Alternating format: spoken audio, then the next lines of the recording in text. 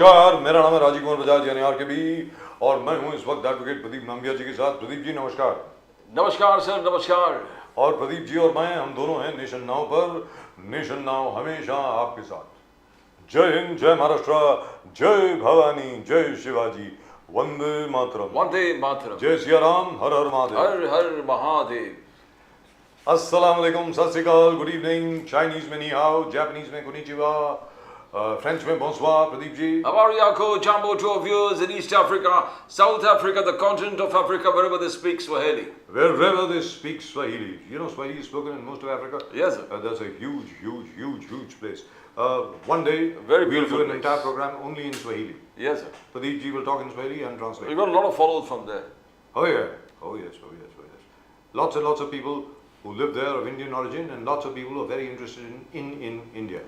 So today, Pradeep ji, great event. Priyanka Gandhi spoke in Parliament. Wonderful. Isn't that wonderful? Absolutely wonderful. I mean, it must be giving goosebumps to the BJP that they're at last somebody who can really talk sense. Where the Zabardast. Congress is concerned. Zabardast. And the Parliament, भी, and लेकिन- especially in the Lok Sabha. लेकिन अब अटकलें ये लगाई जा रही हैं कि प्रियंका गांधी राहुल गांधी को रिप्लेस तो नहीं कर रही, ये भी कहा जा रहा Sir, what is good for the party should happen. I It mean, should happen. why should it not happen? है। I agree with you. If Law she of can- nature. Yes. Law of nature, that is one. I mean that, and also by the way, today is the anniversary of the attack which took place in Parliament. I hope we remember all those martyrs, all those security men who laid down their lives, all the journalists who covered it.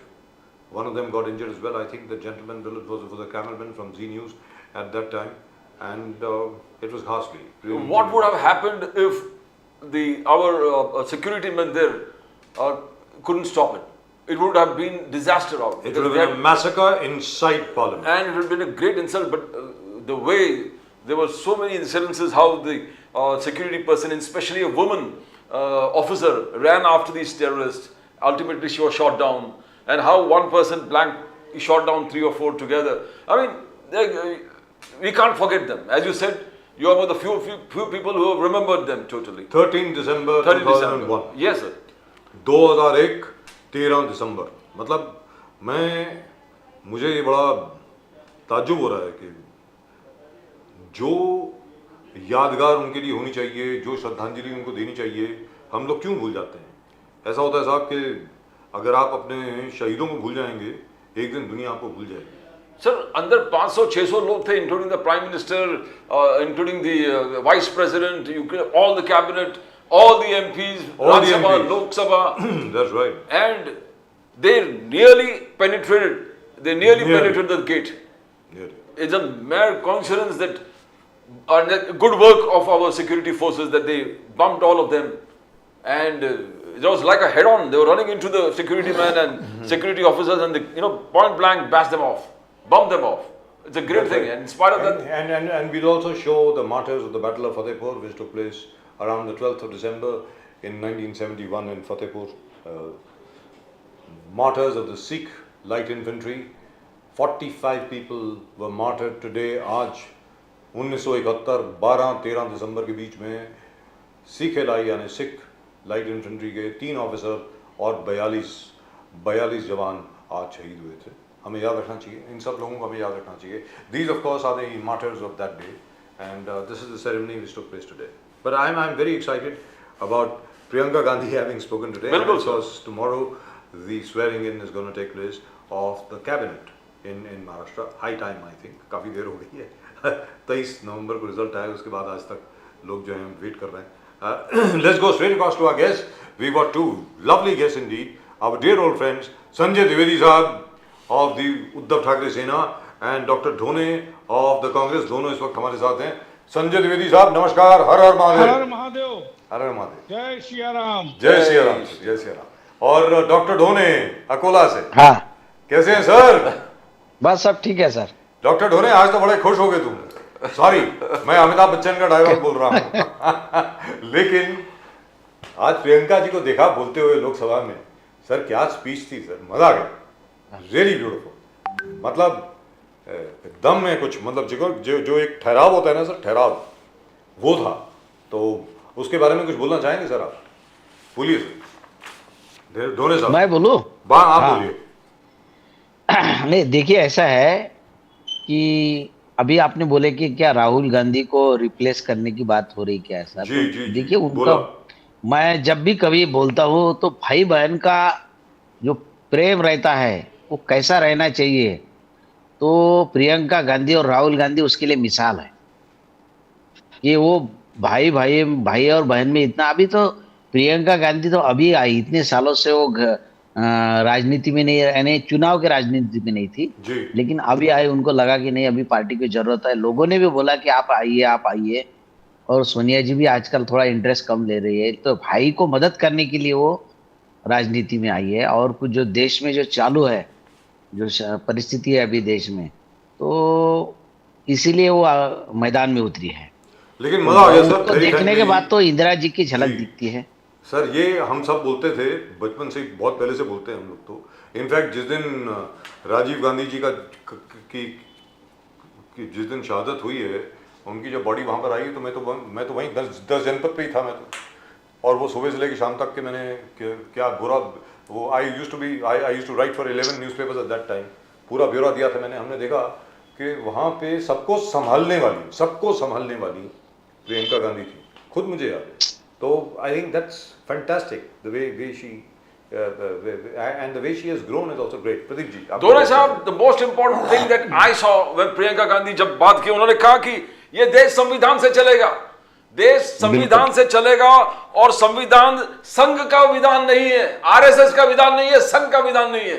ये opening statement, एक opening speech में इस प्रकार से RSS पे attack करना कि संविधान आरएसएस का, संविधान संघ का विधान नहीं है, एक जबरदस्त इंपैक्ट क्रिएट किया पूरे देश में। दोनों साहब बिल्कुल सही बात है। उन्हें देखिए ऐसा है, आरएसएस तो चाहती है कि उनके हिसाब से जो है, वो जो बोलते हैं ना मनुस्मृति के हिसाब से उनके सब देश में कानून होना चाहिए, तो उनका तो वही है पहले से है। उनके जो बंच ऑफ थॉट्स लिखा था गोडोलकर गुज्जे ने, उन्होंने तो उसमें मनुस्मृति का सीधा सीधा समर्थन किया था।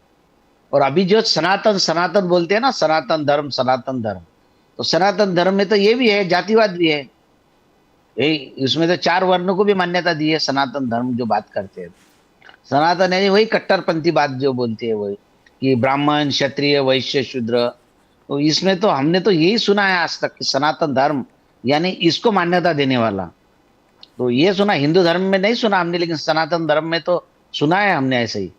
तो ये तो अभी भी वो खुल के बात करते हैं, उनका अलग ही है। आप देखिए वो ऐसा कोई ये नहीं निर्णय नहीं लेते हैं कि जब उनकी जो व्यवस्था है मनुस्मृति की, जो उनको चाहिए व्यवस्था, उस तरह से करने के लिए कोशिश कर रहे हो। उन्होंने जो वाइस चांसलर नियुक्त किया अलग अलग यूनिवर्सिटी के, देखिए किस विचारों के है वो। और वही नहीं है सर, आज की तारीख में तो अभी एक खबर भी आई थी, अब उसके ऊपर तो एक we were all very shocked, very frankly. वो उत्तर प्रदेश में इलाहाबाद के कोई जज साहब हैं, वो किसी आरएसएस के फंक्शन में बोल रहे थे। यादव यादव मतलब ये क्या है यार, ये आज तक कभी नहीं हुआ है। विश्व हिंदू परिषद के इसमें बोल रहे थे जी। कि इस देश में बहुसंख्यक जो बोलेंगे वैसा ही होगा।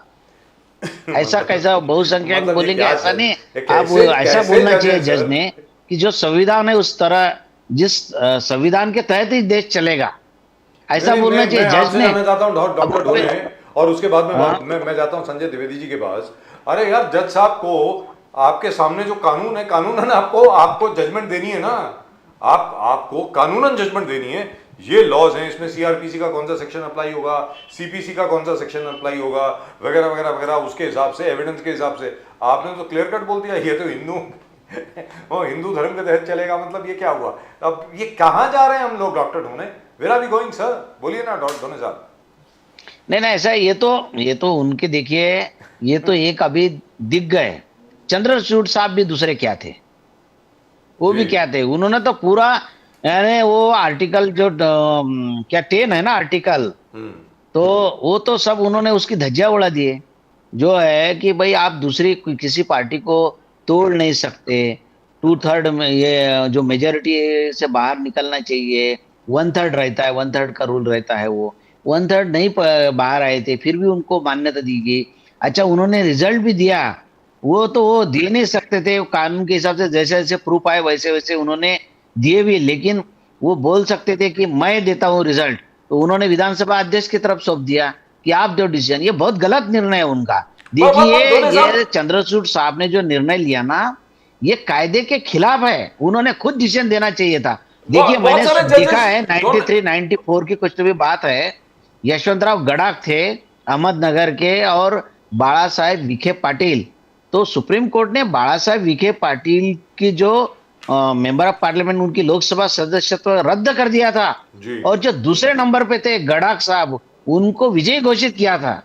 तो वो जब कर सकते थे कि हारे हुए आदमी को आपने जी। घोषित कर दिया कि ये जीत गए, और जो जीते हैं उनकी सदस्यता रद्द कर दिए, तो सुप्रीम कोर्ट के जज भी कर सकते थे ये, लेकिन उन्होंने नहीं किया। उन्होंने बोले कि ये विधानसभा के अध्यक्ष करेंगे, तो सर, तो कहने उन्होंने का तो मतलब ये सीधा सीधा हुआ, जैसे प्रदीप बीजेपी जी को और सपोर्ट करने मैं की बात की है ना। डॉक्टर डोने, जैसे प्रदीप जी और मैं यहाँ पे ना जाने कितनी मर्तबा डिस्कस कर चुके हैं, हाँ जो ऑब्जर्वेशन होती हैं वो जबरदस्त होती हाँ। हैं, और जो फैसला होता है, वर्किंग ऑर्डर होता है, वो कुछ और ही होता है। कहने का मतलब नहीं, ये है। और दोने साहब, हमने आप जब वंस प्राइम मिनिस्टर ने एक मीटिंग बुलाया था सुप्रीम कोर्ट जजेस वगैरह का, तो एक सुप्रीम कोर्ट जज था केरल से, उन्होंने लिखा क्लियर कट लेटर कि आप क्रिसमस के दिन हमको बुला नहीं सकते। तो कुछ जजेस है, अब कुछ जजेस है, बट कुछ जजेस का क्या ये एक्शन उनके जजमेंट में आता है, ये बहुत इंपॉर्टेंट चीज है। वो क्रिश्चियन जज था, बोले कि आप क्रिसमस के दिन आप हमको बुला नहीं सकते मीटिंग के लिए, you can organize anything on. तो ये जज लोग जो है ना, जज भी जो है, ये भी आम इंसान ही है। इनकी भी विचारधारा रहती है। और वो कैसा है, सीधी सीधी बात है इस देश में। तो अब वो जिस परिवार में जन्मे हैं, उनका आजू बाजू को जो माहौल है, उस तरह से उनकी जो विचारधारा बनी है, तो बन गई। तो जज भी देखे, मैंने एक जज मिले थे मुझे जी। फ्लाइट में, तो हाई कोर्ट के जज थे। तो इस तरह से बात कर रहे थे कि भाई ऐसा है मोदी जी का, ऐसा वैसा। तो मैंने बोला भाई, जब मैं, वो तो मोदी की तारीफ कर रहे थे, बोले क्यों? तो बोले आज वो है तो देश सुरक्षित हाथों में है। तो मैंने बोला ये तो चाइना ने तो अभी ऐसा किया, अपनी जमीन पे कब्जा किया है। इसके पहले इंदिरा गांधी थी, उन्होंने तो पाकिस्तान के दो टुकड़े कर दिए थे। 65 का भी युद्ध हमने जीता था, तो लाल बहादुर शास्त्री थे। तो हमने तो लाल बहादुर शास्त्री ने भी जंग जीती, इंदिरा गांधी ने पाकिस्तान के दो टुकड़े कर दिए थे। मोदी जी ने तो ऐसा कुछ नहीं किया। देश तो उनके हाथों में सुरक्षित था। जब अमेरिका का विरोध था, फिर भी उन्होंने पाकिस्तान के दो टुकड़े किए। वो थे 56 इंच सीने वाले। ये कहा है मोदी जी, लेकिन फिर भी वो जज का कहना था ऐसे ही। तो मुझे तो बहुत आश्चर्य लगा कि ये इतने बड़े पढ़े लिखे लोग, जो कायदे का ये नॉलेज लेते, यानी अभ्यासक रहते हैं, जी। नॉलेज रहता है उनको, वो इस तरह से बात करते हैं। लेकिन इसमें गलती आपकी है सर, मैं मान के चलता हूँ। इसका मतलब ये हुआ कि भारतीय जनता पार्टी और संघ परिवार का की जो आइडियोलॉजी है, उनके जो आदर्श हैं, उनका जो सिस्टम है, उनकी जो पूरी मीडिया मशीनरी है, वो आपसे बहुत ज्यादा इफेक्टिव है। कहने का मतलब ये हुआ, उसका इम्पैक्ट जबरदस्त नहीं हुआ है। इसमें मैं नहीं सर, आता हूँ सर, उन्होंने इसमें उन्होंने सर मैं आता हूँ नहीं नहीं, सर, एक वो सेकंड। इतना गलत, उन्होंने इतना प्रोपेगेंडा, कैसा है वो, सर झूठ हर जगह बोलने की पे मशीन नहीं, सर, कारखाना है आप वो, तो एक भाजपा आरएसएस। इंसिडेंट की बात कर रहे हैं, उन्होंने हमने तो इतना रोज इतना गलत कर दिया। देखिए, सोनिया गांधी जो है, वो जी। इंग्लिश पढ़ने के लिए गई थी वहां पे, विदेश में सर सबको इंग्लिश मालूम है, पढ़ने के लिए गई सबको थी। तो मालूम इन्होंने क्या है बताया, सर, कितना सबको गलत मालूम है बताते ये। सर, सबको मालूम वो है। फिरोज गांधी को फिरोज खान बोलते हैं, और बड़े बड़े लोग ये बात मान लेते हैं कि ऐसे ही है। तो अरे ये सर, उन्होंने जो फिरोज झूठ गांधी बोलो, वो साहब, जोर शोर से बोलो। सर फिरोज गांधी साहब की बहन का इंटरव्यू मैंने किया है, आलू दस्तूर हाँ। का, 1993 में यहीं पे, जब मैं द डेली का एडिटर बन के आया था मुंबई, तब मैंने यहीं हाँ। उनकी बहन का, उनकी I have interviewed his sister आलू दस्तूर हाँ। Right here in Mumbai. और किसने मुझे इंटरव्यू दिलवाया, ये भी आपको बता दूं, बीजेपी की मेनका गांधी जी, जो उनके साथ आगे रहा करती थी। तो मतलब ये फालतू की बातें, वेरी वेरी फ्रैंकली स्पीकिंग। ये पहले क्या होता था, as Sanjay Dwivedi ji will probably tell you, ये आपस में लोग बात किया करते थे।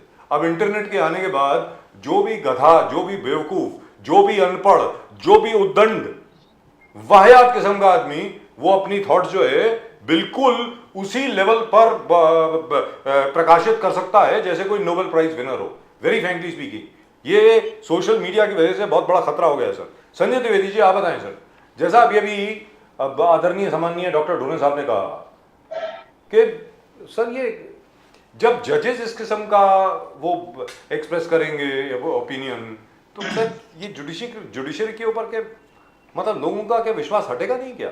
मुझे लगता है ये दिस इज नॉट राइट। आप क्या समझते हैं द्विवेदी जी? देखिए प्रदीप जी, बजाज जी को मेरा नमस्कार। नमस्कार। विनीत जी को नमस्कार मेरा। नमस्कार। सबसे पहले मैं बात करूंगा सर, देश आजाद कराने में जिन शहीदों ने हमारे बलिदान हुए, जो हमारे, उन सबको मैं श्रद्धांजलि देता हूं। अभी 13 दिसंबर को जिस तरह से आक्रमण हुआ था जी, उसमें जो हमारे शहीद हुए थे उनको मैं श्रद्धांजलि देता हूं, नमन करता हूं। देखिए, ईस्ट इंडिया कंपनी भारत में आई थी, उन्होंने धीरे धीरे बिजनेस को, सबसे पहले मैं आपकी बात का जवाब दूंगा प्रदीप जी। हाँ बोलिए बोलिए सर। ईस्ट इंडिया कंपनी देश में आई थी, उन्होंने देखिए धीरे धीरे क्या किया था, अपने जो बिजनेस को उन्होंने सबसे पहले कंट्रोल करना शुरू किया था, और उन्होंने धीरे धीरे पूरे बिजनेस को अपने कंट्रोल में लेके देश को गुलाम बनाने के आगे अग्रसर हो गए थे। अभी प्रियंका गांधी जी ने बड़ी अच्छी बात कही, जो हम सब कहते हैं, पूरा देश कह रहा है, लेकिन हमारे प्रधानमंत्री जी और हमारे गृह मंत्री जी मानने को तैयार नहीं है। देखिए, जो उद्योगपति होते हैं, उद्योगपतियों तो हर देश को जरूरत होती है, ऐसा नहीं कोई उद्योगपति किसी देश को जरूरत नहीं, लेकिन जब कुछ उद्योगपति केंद्र बिंदु बन जाते हैं, जैसे माननीय प्रियंका जी ने कहा कि अब पीसीयू उनको दे दिए जा रहे हैं, एयरपोर्ट दे दिए जा रहे हैं, बंदरगाह दे दिए जा रहे हैं, रेलवे दे दी जा रही है, ऐसी जमीनें दे दी जा रही है। आयुर्वेद संस्थान उत्तराखंड में लगा, उसको बेचने की जुगाड़ बन रही, जो केंद्र और उत्तर प्रदेश सरकार द्वारा लगाया गया था।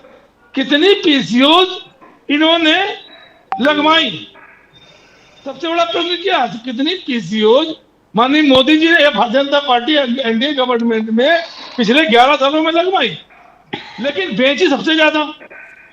तो किसे बेच रहे हैं? किसी एक को नहीं, किसी एक व्यक्ति को बेचा जा रहा है। और उस पर जब संसद भवन में चर्चा करने की बात की जाती है, तो अब चर्चा भी नहीं करा सकते। तो क्या इन परिस्थितियों में देश ये देखना क्या देख रहा है कि जिस तरह से अंग्रेजों ने कब्जा किया था देश पे, वैसे आप उद्योगपतियों को देश कब्जा कराना चाहते हैं?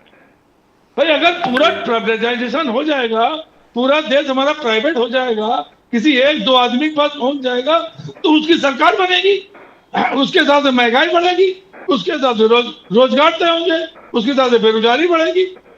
तो देश में इस तरह का वातावरण जो मानी जो एनडीए सरकार बना रही है, इसका विरोध एक जन को करना चाहिए।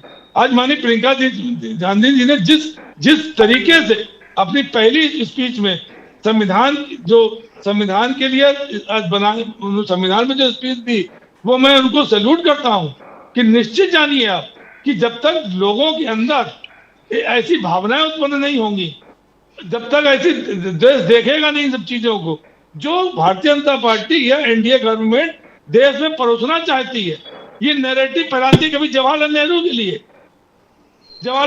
नैरेटिव फैलाती है, इंदिरा गांधी के लिए नैरेटिव फैलाती है, लेकिन उन्होंने जो किया वो बताने में इनको डर लगता है। द्विवेदी साहब, उद्धव ठाकरे जी ने आज कहा कि विश्व गुरु क्या कर रहा है, विश्व गुरु नरेंद्र मोदी क्या कर रहा है, बांग्लादेशी हिंदू सेफ नहीं है, यहां पर मुंबई में मंदिर सेफ नहीं है, तोड़ने का नोटिस रेलवे पुलिस ने निकाला, रेलवे अथॉरिटीज ने निकाला, यहां पर मंदिर सेफ नहीं है, वहां बांग्लादेशी हिंदू सेफ नहीं है। विश्व गुरु क्या कर रहे हैं, नरेंद्र मोदी जी क्या कर रहे हैं, हिंदू सेफ नहीं है। देखिए, विश्व गुरु जो हमारे कर रहे हैं, इन्होंने बड़ा अच्छा देखा, इन्होंने तो 10 साल विपक्ष में रहे, और माननीय कहना नहीं चाहिए भाई, संवैधानिक पद पे है, मुझे क्षमा करें मोदी जी, गृह मंत्री जी, इन्होंने 15 साल ये गुजरात में रहे, इन्होंने एक चीज देखी कि अगर हम इस देश को कब्जा करना चाहेंगे तो कैसे कर सकते हैं। उस पर बड़ी रिसर्च की गई, और उसमें रिसर्च में ये आया कि अगर हम पैसा इकट्ठा कर ले, जो पैसा जो लोगों के पास जाता था, उद्योगपति इकट्ठा करते थे या दूसरे लोग इकट्ठा करते थे, जो सीबीआई आईटी इनकम टैक्स और जो ईडी चुनाव आयोग को कैसे हम उपयोग करें, मतलब बहुत अच्छा, इतना अच्छा इन्होंने सीखा उसमें 2014 के पास पहले सीख गया है, उसका जो इम्प्लीमेंट किया इन्होंने 2019 के बाद से, कि किस तरह से हम सरकारें तोड़े और किस तरह से हम जो उद्योगपति उनको एक रास्ता दिखाए, और पैसे भी कैसे वसूली करें, पैसे के इन्होंने इलेक्टोरल बॉन्ड जो बनाया, पहले जो चंदा लेते थे, हमारे बाला साहब ठाकरे कहते थे, हिंदू से सम्राट बाला साहब ठाकरे कहते थे, अगर हम चंदा नहीं लेंगे तो हम चुनाव कैसे लड़े, वो तो अपील नहीं कहते थे। तो चंदा पहले भी लिया जाता था, ऐसा नहीं चंदा नहीं देते थे उद्योगपति, वो हर पार्टी को चंदा देते थे, कम से कम 3 पार्टी को देते थे। लेकिन चंदा को किस तरह से ज्यादा लिया जाए इलेक्टोरल बॉन्ड के माध्यम से, वो भारतीय जनता पार्टी ने देख लिया। आज भारतीय जनता पार्टी के पास 80% से ज्यादा पैसा उनके पास है, और वसूली कैसे की गई? अगर वित्त मंत्री को डिस्ट्रिक्ट कोर्ट के एहतसाब जबरन वसूली केस में इनके ऊपर FIR की जाए तो शायद ये देश का बहुत बड़ा दुर्भाग्य, इससे बड़ा दुर्भाग्य देश का नहीं हो सकता है कि जबरन वसूली के इल्जाम में वित्त मंत्री का नाम आए, JP नड्डा जी का नाम आए, और लोगों का नाम आए, और हमारे सब मूक दर्शक बने हुए हैं। भारतीय जनता पार्टी के नेता मूक दर्शक बने, उनको बचाने की कोशिश की जा रही है। तो जो ये परिस्थितियां हो रही हैं, इसमें हम विश्वगुरु नहीं बन सकते हैं। इसमें आज देश में महंगाई, बेरोजगारी आप देख रहे हैं। कहा यही मोदी जी 2013 में कहते थे माननीय मनमोहन सिंह के लिए कि साहब माँ को नहीं बोल पा रहे हैं। मैंने वीडियो देखे हैं, माँ नहीं बोल पा रहे हैं, महंगाई के शब्द नहीं बोल पा रहे हैं। और मोदी आएंगे, देश जो महंगाई थी, महंगाई की मार आपकी मोदी सरकार, महंगाई की मार अपनी मोदी सरकार। उद्धव जी को हिंदुत्व के साथ जुड़ना पड़ेगा। रामगिरी महाराज ने कहा महाराष्ट्र के रिजल्ट्स ये दिखलाता है कि जब सनातनी सब मिल जाते हैं तो रिजल्ट इस प्रकार से आता है, क्लीन स्वीप। महाराष्ट्र में जिस प्रकार से क्लीन स्वीप हो महायुति का, क्या उद्धव ठाकरे जी फिर हिंदुत्व की तरफ भाग रहे हैं? कुछ बात करना चाहूंगा आपसे इस विषय पे। बोलिए। महाविकास अघाड़ी जो थी वो लोकसभा चुनाव में भी थी।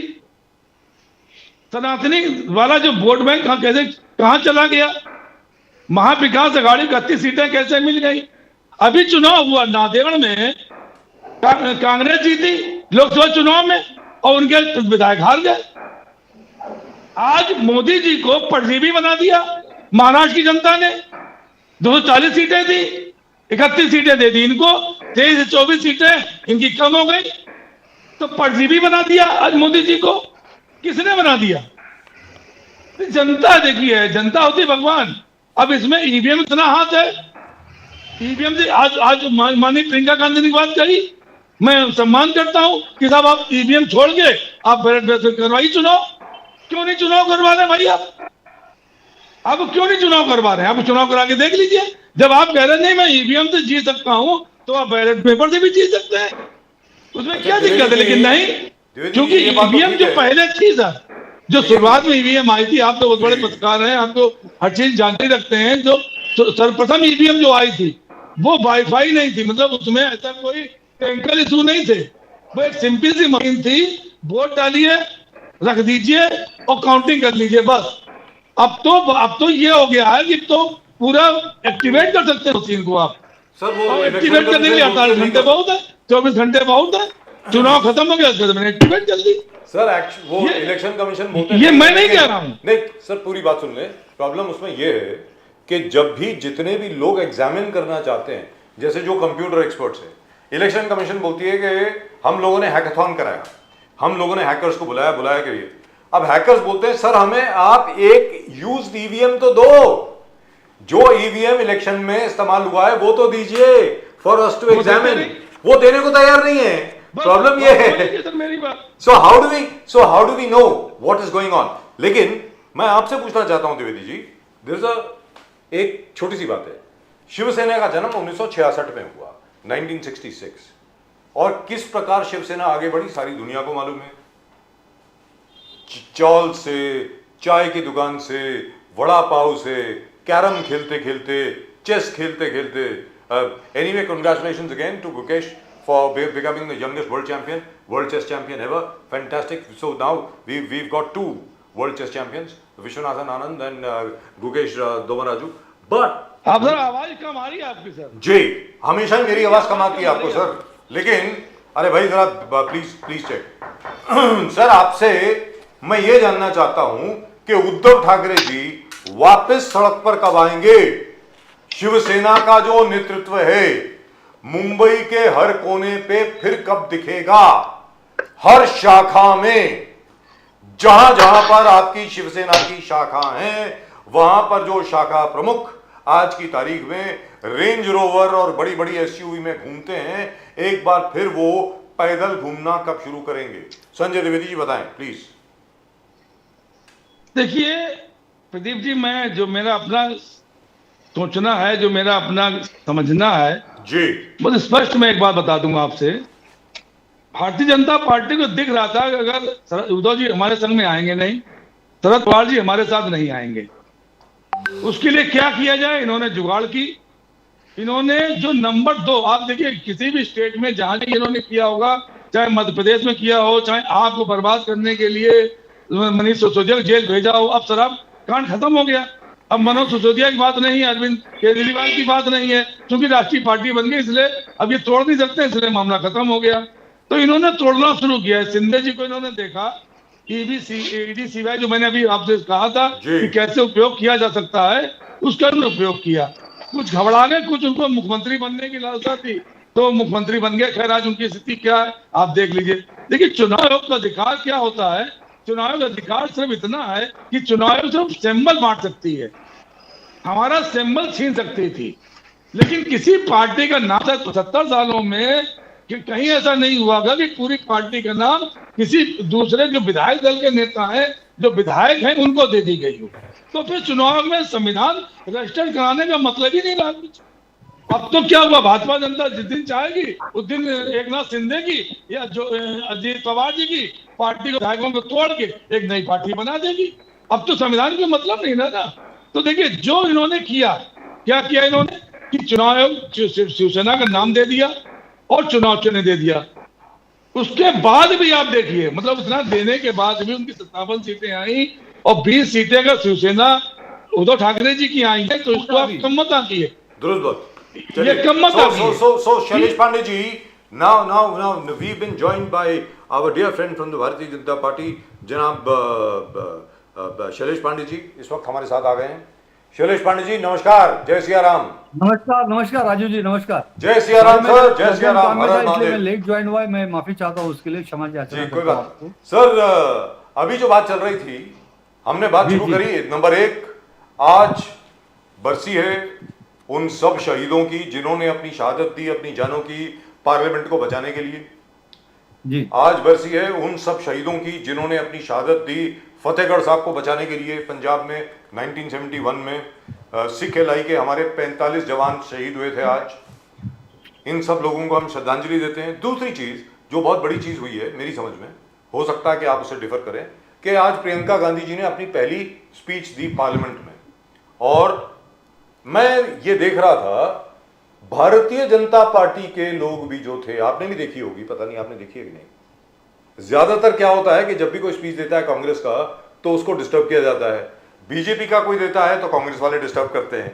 आज ये देखने को मिला और मुझे लगता है कि इस बात की प्रशंसा करनी होगी कि भारतीय जनता पार्टी के सांसदों ने भी बड़े ध्यान से प्रियंका जी को सुना। आप उसके बारे में कुछ कहना चाहेंगे सर? बोलिए प्लीज। देखिए, सबसे पहले तो आज जो संसद भवन पे हमला हुआ था उसमें जो हमारे वीर जवान, पुलिस, पैरामिलिट्री फोर्सेस के जवान, अधिकारी, संसद के अधिकारी शहीद हुए, मैं उनको मेरे हृदय की अथाह गहराइयों से अश्रुपूर्ण श्रद्धांजलि अर्पित करता हूं। और आपने कहा कि प्रियंका गांधी जी के विषय पे, देखिए भारतीय जनता पार्टी एक लोकतांत्रिक पार्टी है, संवेदनशील पार्टी है, और मैंने एक बार नहीं सैकड़ों बार आपके चैनल पे भी और अन्य जगह भी मैंने कहा कि देश को चलाने के लिए जितनी जवाबदारी सत्ता पक्ष की होती है, विपक्ष का भी होती है, विपक्ष का भी रोल उसमें होता है। और मोदी जी ने और हमारे सभी नेताओं ने हमेशा ये कहा है कि विपक्ष का कोई भी जो महत्वपूर्ण सलाह होगा, देश हित में सलाह होगा, उसको सुना जाएगा, माना जाएगा, और वही कथनी और करनी में हमारे बिल्कुल फर्क नहीं। और उसी कथनी करनी पर आपने देखा, आपने जो कहा कि प्रियंका गांधी जी के विचारों को भारतीय जनता पार्टी के सांसदों ने बहुत ही शांतिपूर्वक ढंग से सुना। और यही हमारी लाइन है कि हमें देश के विकास में सबको साथ लेकर चलना है। जबरदस्त। पांडे जी, मगर प्रियंका गांधी जी ने आगे जाके कहा कि संविधान गरीब, किसान, मजदूर, महिला इन सबको सुरक्षा देता, और इस कवच को, ये संविधान एक कवच है, मगर बीजेपी इस कवच को तोड़ना चाहता है, बीजेपी इस कवच को निकालना चाहता है। बीजेपी ने बार बार ये टोटलिटेरियन डिक्टेटोरियल एटीट्यूड दिखा के सरकार को पैसे के बल पर, अपने शक्ति के बल पर गिराना चाहा। महाराष्ट्र सबसे बड़ा उदाहरण है। उन्होंने कहा, तो कैसे आप प्रोटेक्टिव जो कवच है उस कवच को तोड़ना चाहते हो पांडे जी? प्रदीप जी, मैं वही जवाब दे रहा था, क्योंकि जो प्रश्न प्रियंका गांधी जी ने संसद के अंदर पूछे, वही प्रश्न पे चर्चा अभी गोपाल तिवारी जी कर रहे थे कि संविधान के खिलाफ गोपाल तिवारी नहीं, जाकर सर, ये संजय सारी द्विवेदी चीजें जी। कर रही है भारतीय सर, जनता संजय पार्टी। द्विवेदी तो जी, ये- उद्धव ये ठाकरे नहीं- सेना के संजय द्विवेदी जी कर रहे थे। जी द्विवेदी जी। जी। तो मैं अच्छा, उस है पर ब्राह्मण यही ही। कहना चाहूंगा, दोनों बिल्कुल ब्राह्मण हैं ऐसा सर आप। नहीं है। मैं तो ये कहूंगा कांग्रेस पार्टी के लिए कि खिसियानी बिल्ली खंबा नोचे। क्या बात है। जब देश की जनता कोई भी निर्णय लेती है जी। तो उसको सर माथे पर लेना चाहिए। देश की जनता के निर्णय के खिलाफ अगर आप कुछ कहते हैं तो आप जनता के खिलाफ कहते हैं, आप देश के खिलाफ कहते हैं। और मेरा ये सजेशन रहेगा, सुझाव रहेगा कांग्रेस पार्टी को कि पिछले 15 सालों से लगातार कांग्रेस पार्टी को जिस तरह की डिफीट देश के अंदर, राज्यों के अंदर, राहुल गांधी के जबरदस्ती नेतृत्व को, देखिए नेता नैसर्गिक होता है, प्राकृतिक होता है, जन्मजात होता है।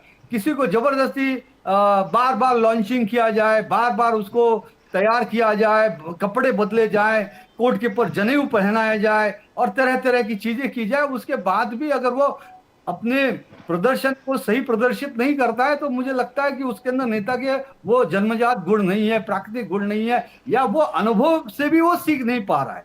तो ऐसे समय में, और इनकी जो भूमिका वो खिसियानी बिल्ली खंबा नोची की है। देखिए ना, अभी चुनाव आयोग की बात कर रहे हैं कि चुनाव आयोग ने ऐसा किया, वैसा किया, ऐसा निर्णय नहीं दिया, वैसा निर्णय नहीं दिया।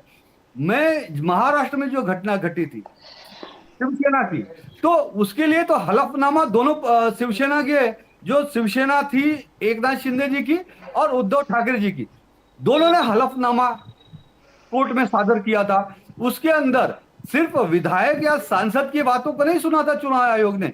चुनाव आयोग ने उनके प्राथमिक सदस्यों की बात का भी, उसमें जो हलफनामा था, एफिडेविट था, उसको भी देखा था। उनके जो नेता थे, कार्यकर्ता थे, पदाधिकारी थे, सदस्य थे, गांव गांव के सदस्यों का भी एफिडेविट सबमिट किया गया था। आज वो एफिडेविट के आधार पे, वो उनकी जनसंख्या के आधार पे, उनके सांसद, विधायक, मंत्री, कार्यकर्ता, पदाधिकारी, सदस्य, प्राथमिक सदस्य, समर्थक, ये सारी चीजों अरे का प्रदीप जी, तुलनात्मक थोड़ा बोलने अध्ययन मौका करने दीजिए, के बाद ही तो चुनाव आयोग ने उल्टा निर्णय बोलते दिया। चले जा रहे तब हैं। चुनाव गलत हो गया। जबरदस्ती वाला आप ज्ञान तो दे रहे हैं ईवीएम की बेमतलब बात का। करते हो। ईवीएम जब झारखंड में आप जबरदस्ती चुनाव ज्ञान दे जीतते रहे हो, हैं, जम्मू जबरदस्ती का। कश्मीर में जीतते हो, तब सही हो जाता है। महाराष्ट्र में लोकसभा में आप जीते, तब तो आप ढोल नगाड़े बजाए थे।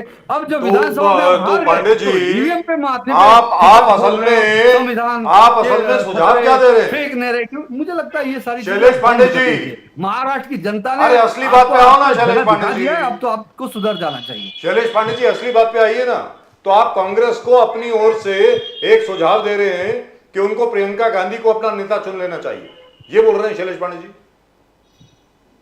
नहीं, मैं ऐसा नहीं कह रहा हूं। देखिए, कांग्रेस पार्टी का वो अपना निर्णय है, वो नेता किसको चुने किसको नहीं चुने।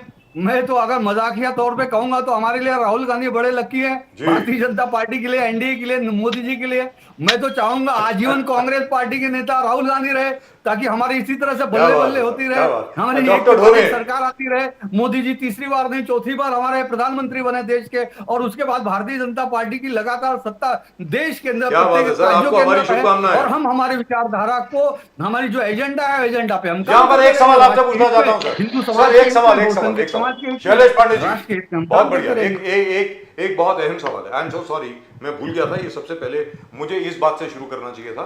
मैं माफी चाहता हूँ, क्षमा चाहता हूँ अपने सभी दर्शकों से। सर, ये बहुत गंभीर बात है। मैं तीनों लोगों को चाहूंगा कि ये बहुत गंभीरता से इस बात के ऊपर अपनी अपनी राय रखें। पहले शैलेश पांडे जी, आप, क्योंकि आप जरा देर से आए, मैं आपसे पूछ रहा हूं, और क्योंकि आप बीजेपी से हैं। सर, तकरीबन 100 के 150 के करीब बांग्लादेशी हिंदू हिंदुस्तान और बांग्लादेश का बॉर्डर क्रॉस करके अपनी जान को, मतलब जान के ऊपर खेल करके, जान को जोखिम में डाल करके वो हिंदुस्तान में आए, उन सबको जेल में डाल दिया गया है सर।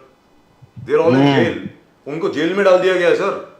और मिजोरम में क्या हुआ है कि बर्मा से यानी म्यांमार से कुछ क्रिश्चियन रेफ्यूजीज वहां से, वहां की मिलिट्री रिजीम से भाग के इधर आए हैं, उनको मकान दे दिए गए हैं। सर ये दोहरा मापदंड क्या है? और जहां तक बांग्लादेशी हिंदुओं का सवाल है, सर हम उनकी रक्षा नहीं करना चाहते क्या? क्या मैसेज दे रहे हैं हम उनको कि आप उधर से आएंगे तो हम आपको जेल में डाल देंगे? पांडे जी बताएं प्लीज। देखिए राजू जी, बहुत ही संवेदनशील विषय आपने उठाया जी। और मैं आपकी इस विषय को पूरी तरह से मैं व्यक्तिगत रूप से भी और एज अ पार्टी का प्रवक्ता के रूप में भी मैं बेझिझक इस पे बोलूंगा। और मुझे परवाह नहीं है मेरे पद की, मेरे कुर्सी की, क्योंकि हमारा जन्म ही भारतीय जनता पार्टी का राष्ट्रीय एकता, राष्ट्रीय एकात्मता, हिंदू राष्ट्रवाद, हिंदू सांस्कृतिकवाद के लिए हुआ है। और इसीलिए भारतीय जनता पार्टी ने सीए लाया था कि दुनिया के किसी भी भाग में, चाहे पाकिस्तान हो, श्रीलंका हो, बांग्लादेश हो, कहीं भी हिंदुओं पे अन्याय अत्याचार हो रहा हो, वो पीड़ित हो, शोषित हो, तो उनको भारत में शरण मिले और भारत में उनको नागरिकता मिले। यही कारण था। हमारी जो मानसिकता थी वो बहुत सकारात्मक, साफ सुथरी, पवित्र थी। इसलिए वो कानून हमारी भारतीय जनता पार्टी की सरकार ने देश के यशस्वी प्रधानमंत्री नरेंद्र मोदी जी के नेतृत्व में लाया है। इसलिए हिंदू समाज के साथ हम खड़े। ठीक है, आज सत्ता हमारी है, कुछ ऐसे आपने जो बताए वो डिसीजन हुए, लेकिन फिर भी मैं भारतीय जनता पार्टी के कार्यकर्ता के साथ, पहले मैं एक हिंदू हूं और हिंदू होने के नाते और भारतीय जनता पार्टी के कार्यकर्ता के नाते भी मैं रास्ते पे उतरा हूं सर। मैंने 2 दिन पहले आपके चैनल पे मैंने फुटेज भी भेजे थे। मैं रास्ते पे उतरा, मैंने आंदोलन किया और मेरे साथ सकल हिंदू तो सर उनको जेल क्यों भेजा गया है? जितनी भी संगठन है, चाहे वो राष्ट्रीय स्वयंसेवक भैया आपको आंदोलन करने की जरूरत ही नहीं है। क्यों आंदोलन कर रहे हैं आप देश में? मोदी जी रहते हुए क्यों आंदोलन की जरूरत पड़ी आपको? हर जगह पे विश्व हिंदू परिषद और आरएसएस के लोग हर जिले में कर रहे हैं। यानी ये आप ऐसा दिखा रहे हिंदू पे जुल्म हो रहे हैं। हम भी बोल रहे हैं बांग्लादेश में हिंदू पे जुल्म हो रहे हैं, तो मोदी जी क्या कर रहे हैं? विश्व गुरु क्या कर रहे हैं? उन्होंने कुछ करना चाहिए, वो कुछ नहीं कर रहे हैं।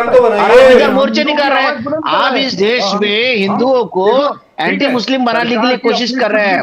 आप जो हिंदू पे जुल्म हो रहा या बांग्लादेशी हिंदू पे जो जुल्म हो रहा, जो अन्याय हो रहा, उसका पॉलिटिकल फायदा लेने की कोशिश कर रहे हैं आप। जिले में आप मुंबई में लेके अकोला में मोर्चा निकाल के क्या फायदा आपको? अरे आपके प्रधानमंत्री है, आप हिंदुत्व की बात करते हैं, आप बांग्लादेश पे हमला करते हो। आज इंदिरा गांधी रहती थी तो बांग्लादेश के 4 टुकड़े कर देती थी। वो सारे रास्ते पे इंदिरा गांधी रहती थी तो बांग्लादेश के 4 टुकड़े हो जाते थे अभी तक। हमारी वो एकता का लेकिन आप क्या कर रहे हैं? आप जिले जिले में मोर्चा निकाल रहे, क्या जरूरत है? अकोला में मोर्चा निकाल रहे, अमरावती में मोर्चा निकाल रहे। आप हिंदुओं को बता रहे हैं कि वहां के मुसलमान उनपे अन्याय कर रहे हैं। आप इस देश के मुसलमानों के खिलाफ भड़का रहे हैं, आप वोट की राजनीति कर रहे हैं। आपको हिंदुओं की कोई फिक्र नहीं है। बिल्कुल शैलेश पांडे जी, एटलीस्ट उनके लिए अरे मोदी जी क्या कर रहे हैं? मोदी जी क्या कर रहे हैं? मोदी जी क्या कर रहे हैं? मोदी जी ने क्या बोला? एक शब्द बोला है बांग्लादेश के खिलाफ, बांग्लादेश के खिलाफ बोला है, एक शब्द बोला है, एक शब्द बता दीजिए आप। और भैया सुनिए, आप मोदी जी का फेसबुक देखिए, उन्होंने ट्विटर फेसबुक पे कहीं बोला है बांग्लादेश पे जो हिंदुओं पे अत्याचार हो रहा है उसके बारे में एक शब्द बोला है? सर 1971 में या तो आप ही बोल जब बांग्लादेश से रेफ्यूजी आए, मेरे बीच में आप सर आएगी किसी को ना, मेरी बात समझ में आएगी। पांडे जी एक छोटी सी बात कह लेने दीजिए, ठीक है? अभी आपको कोई इंटरप्ट नहीं करेगा। आप शांति से पांडे जी आप बोलिए, लेकिन देखिए सर पूरी बात तो सुन लें। अरे सर एक सेकंड, सवाल तो सुन लें। 10 सेकंड क्यों? आप 1 मिनट लीजिए। देखिए, अरे पांडे जी सवाल तो सुन लीजिए। विदेशी ट्रैप में फंसना पांडे नहीं जी है। 1970 में नरेंद्र मोदी जी का आप देखिए आज जो अरे पांडे जी, आप अगर सवाल नहीं सुनेंगे तो जवाब किसको दे रहे हैं? ये तो राहुल गांधी की बात हो गई कि जवाब का सवाल दीजिए। हाँ बोलिए। अरे पांडे जी, मैं ये कह रहा हूं, मेरी विनती है आपसे, आप प्लीज सेंट्रल गवर्नमेंट को रिक्वेस्ट कीजिए कि एटलीस्ट वहां ट्रांजिट कैंप तो बना दीजिए। सर जब 1969 से बांग्लादेशी रेफ्यूजी हिंदुस्तान में आना शुरू हुए, government of India provided refugee camps for them, वहां पे ट्रांजिट कैंप बना दिए गए थे, मेडिकल फैसिलिटीज वगैरह। इन बेचारों को तो उठा करके हमने जेल में डाल दिया सर। सर इससे बड़ी क्या विडंबना हो सकती है? शैलेश पांडे जी आप बताएं, आपका दिल नहीं दुख रहा क्या? आपका दिल दुखता नहीं है बात सुन के? बिल्कुल। तो देखिए राजू जी, आप बोलिए सर। डोने साहब को बोलने दीजिए, डोने साहब को बोलने दीजिए, डोने साहब को बोलने दीजिए ना। यहाँ के वोटर नहीं है, वो अगर वोटर रहते थे तो फिर बात अलग थी।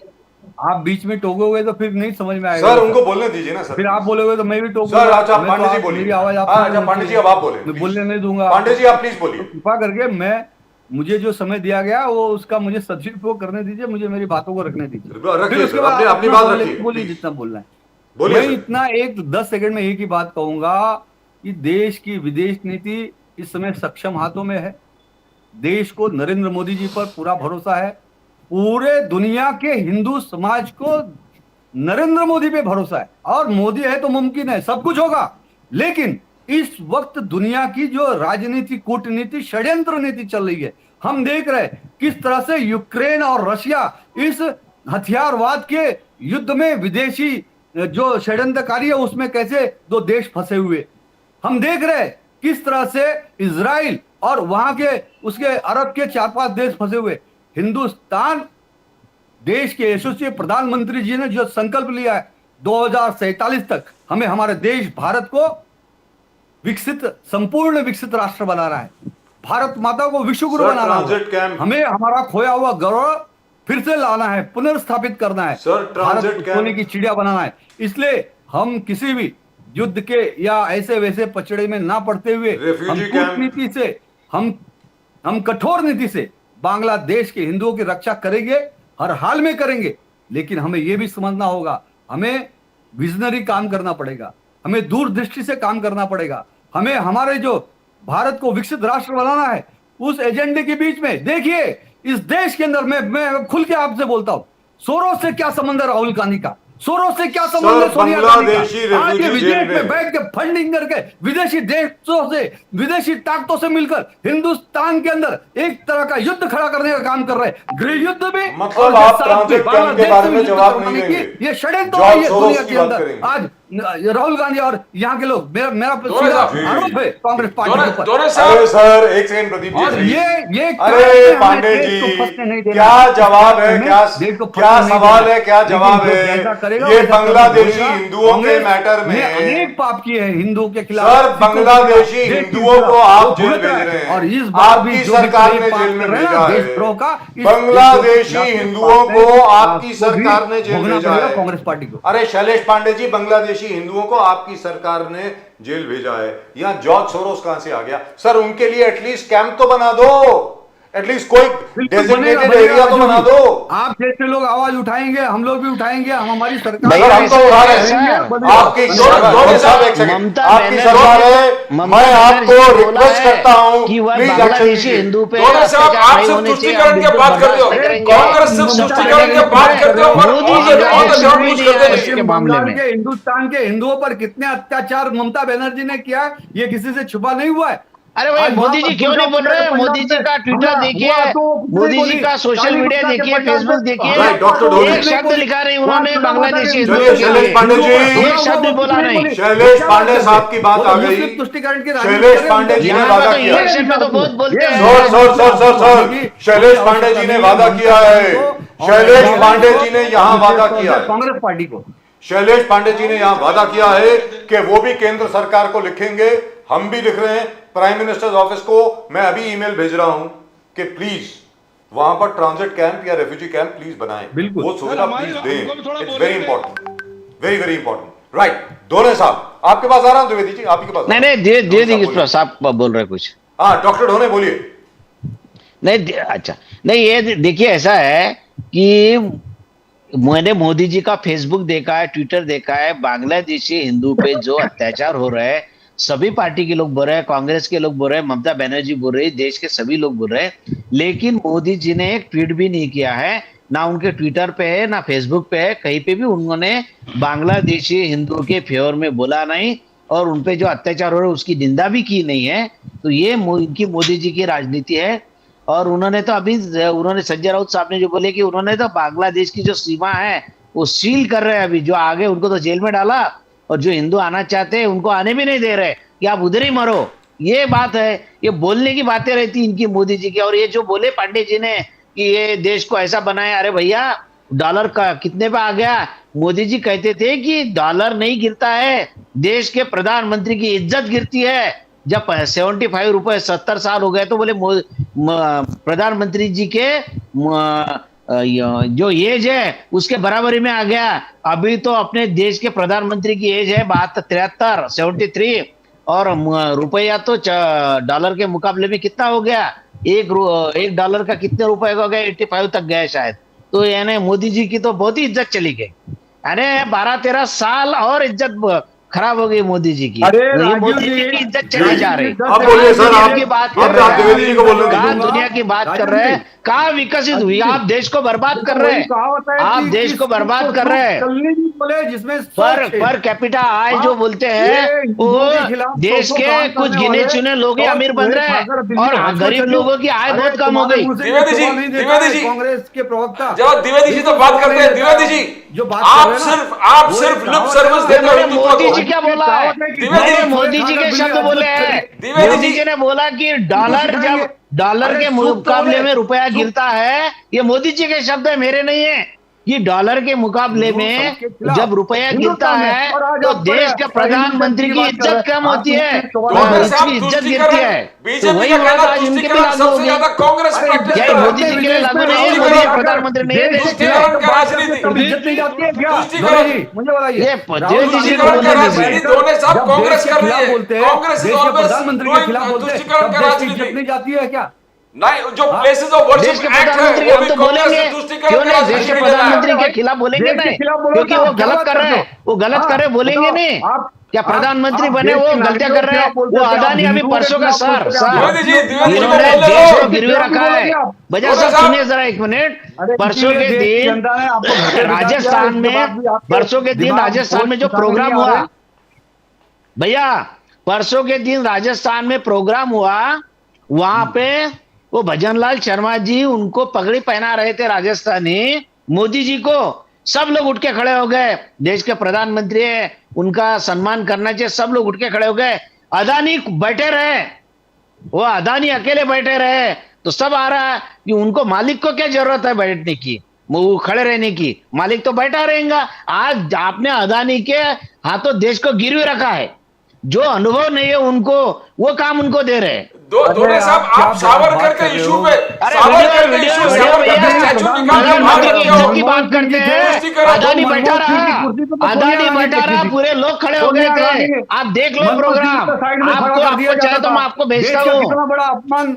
जब पूरे 10 साल तक मनमोहन सिंह थे तो यही आपकी सोनिया गांधी ने भैया कुछ नहीं अपमान किया उनको। प्रधानमंत्री देखिए, सोनिया गांधी चाहे तो खुद बन सकती थी प्रधानमंत्री, उनका बहुत दिल बहुत बड़ा है, उन्होंने उनको दे दिया। सब देखा है।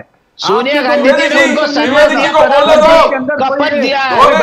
द्विवेदी जी को बोलने दो। ने दिया था उसको राहुल गांधी ने फाड़ के फेंक दिया था। Doctor Dhole, I would like that footage. क्या था डॉक्यूमेंट्स? वो जो कायदा लाया था, सुनिए, वो कांग्रेस के सरकार ने जो कायदा लाया था कि 2 साल के ऊपर भी, सुनिए वो कानून क्या था?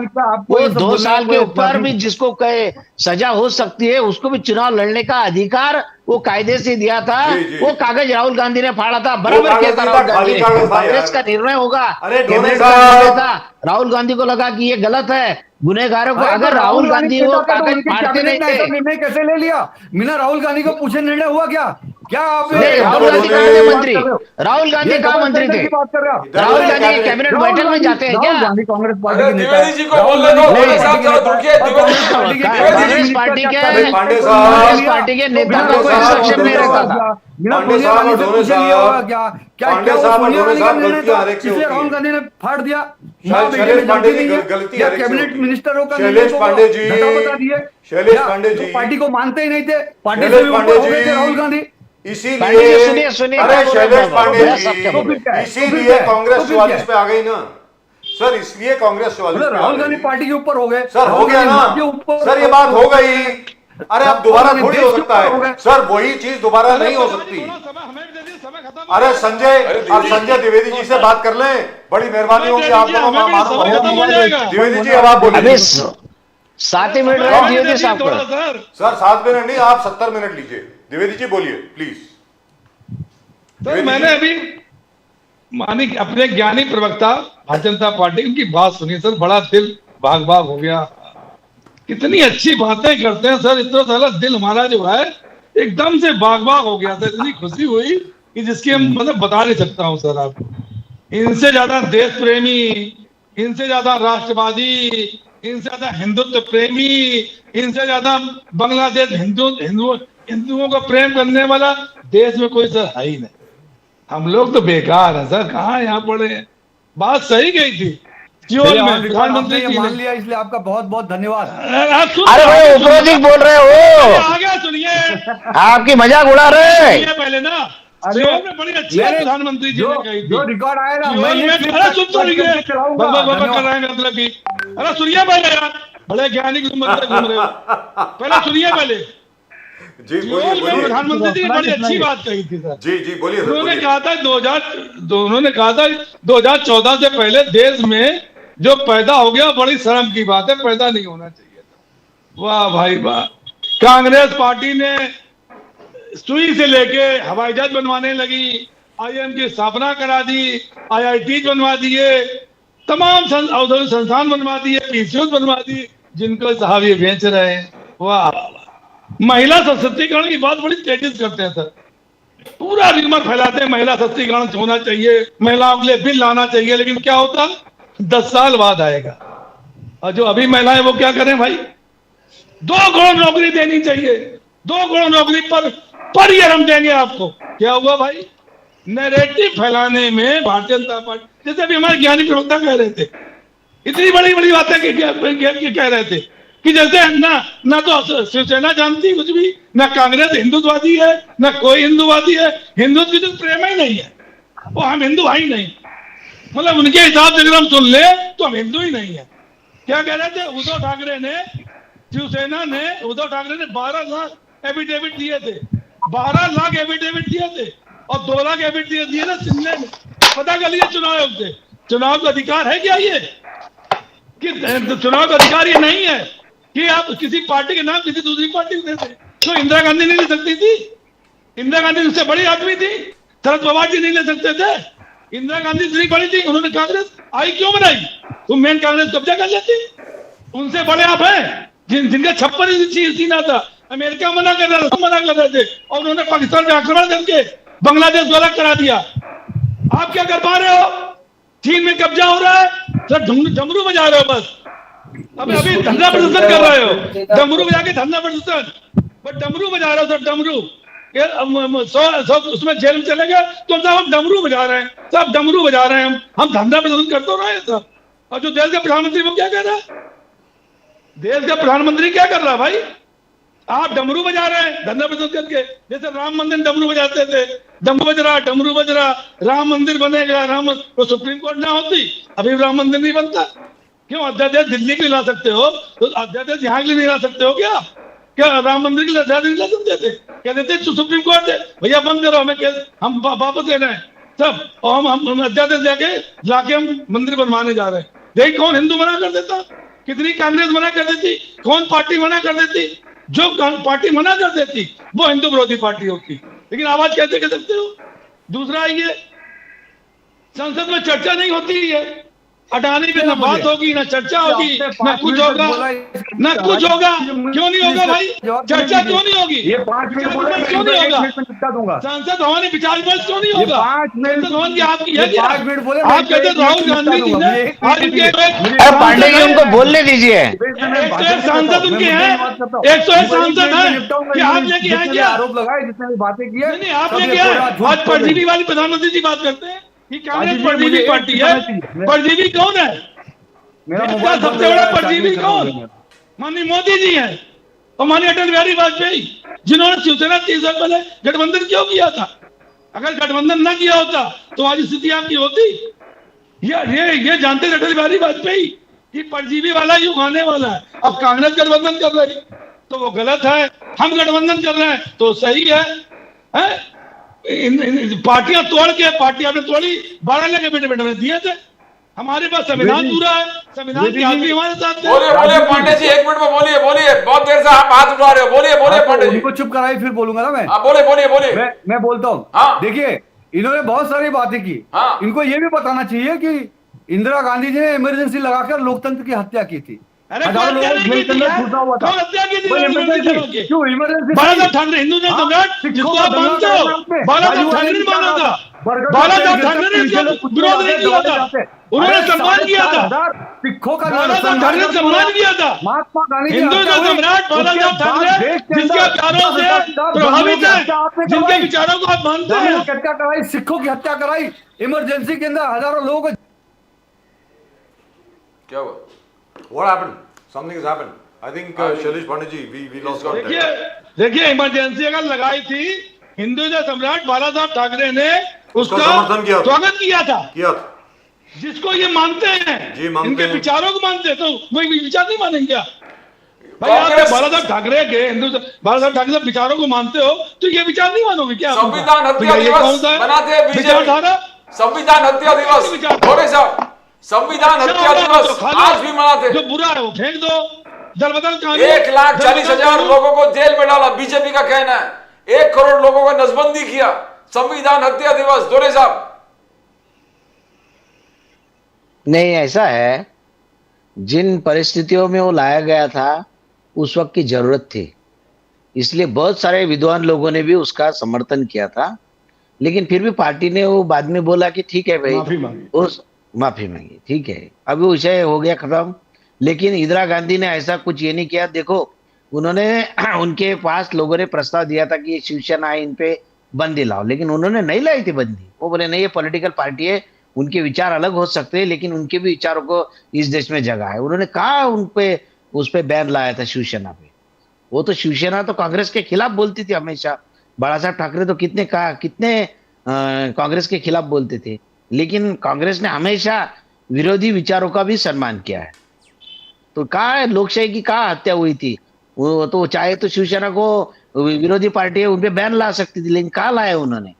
ऐसे बहुत सारी बातें हैं जी। बट आज प्रियंका गांधी जी तो संविधान को डिफेंड कर रहे थे, और संविधान को डिफेंड करने वाला राजनाथ सिंह जी ने कहा कि आप सबसे ज्यादा हाईजैक करके किसी ने संविधान को किया है तो कांग्रेस ने किया है, और ये संविधान कांग्रेस का गिफ्ट नहीं है इस देश को। कांग्रेस ने संविधान को हाईजैक की बात नहीं है, संविधान में संशोधन होता है, जैसी जैसी जरूरत होती है लोगों के हितों के लिए संविधान में बदलाव हुए हैं, कुछ नए बातें लाई है जब जरूरत पड़ती है वैसी।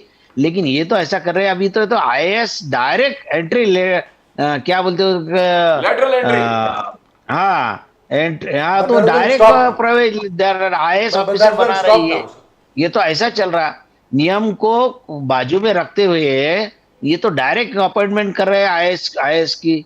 तो ये कैसा चलेगा? आईएएस आईपीएस ऐसा, वो बिरला की लड़की भी आईएएस बन गई, ये तो बहुत गलत बात है ना जी। ये तो पूरा संविधान ही जो है अपने हिसाब से चलाना चाहिए। लेकिन डॉक्टर ढोने, कांग्रेस को एडमिट करना चाहिए ना कि भाई 356 was misused eight that time. वो जमाने की प्रथा थी, जो भी इनकन्वीनियंट स्टेट गवर्नमेंट होती थी उसको डिसमिस कर देते थे। हाँ, इतना जरूर है कि 6 महीने के बाद वहां पर चुनाव कराने जरूरी होते थे तो चुनाव होते थे। कांग्रेस ने कभी भी किसी पार्टी को तोड़ करके जो टूटा हुआ पोर्शन है उसको जाकर के पुराना चुनाव चिन्ह और पार्टी का नाम नहीं दिया। ऐसा कांग्रेस ने नहीं किया है, ये मानते हैं।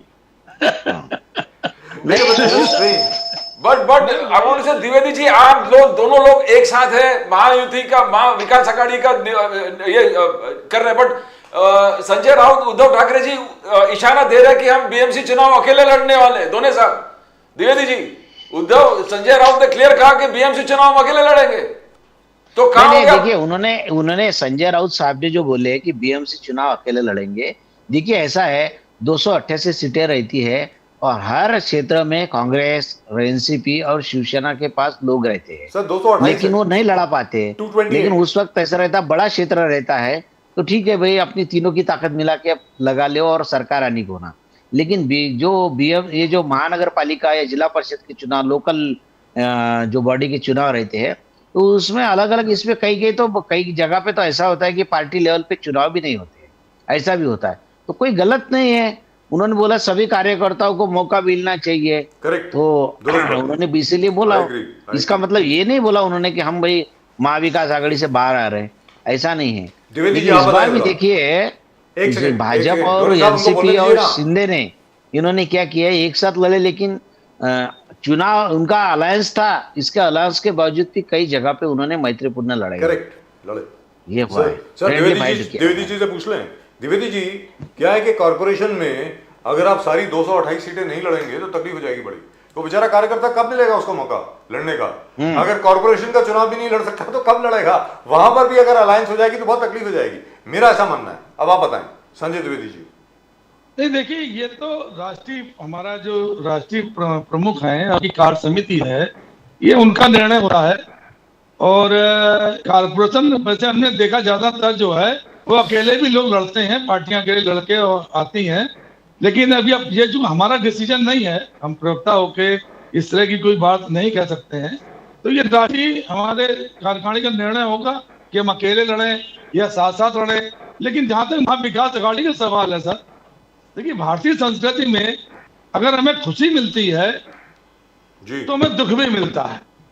तो जब खुशी तो हम खुश हो जाएं और दुख में हम भाई को छोड़ दें, तो ये तो सर कहीं नहीं लिखा हुआ है। जो लोग इस तरह की बयानबाजी कर रहे हैं वो निश्चित नैरेटिव फैला रहे हैं, बार बार नैरेटिव फैला रहे हैं। जैसे बीजेपी काम ही सर यही नैरेटिव फैलाना क्या है।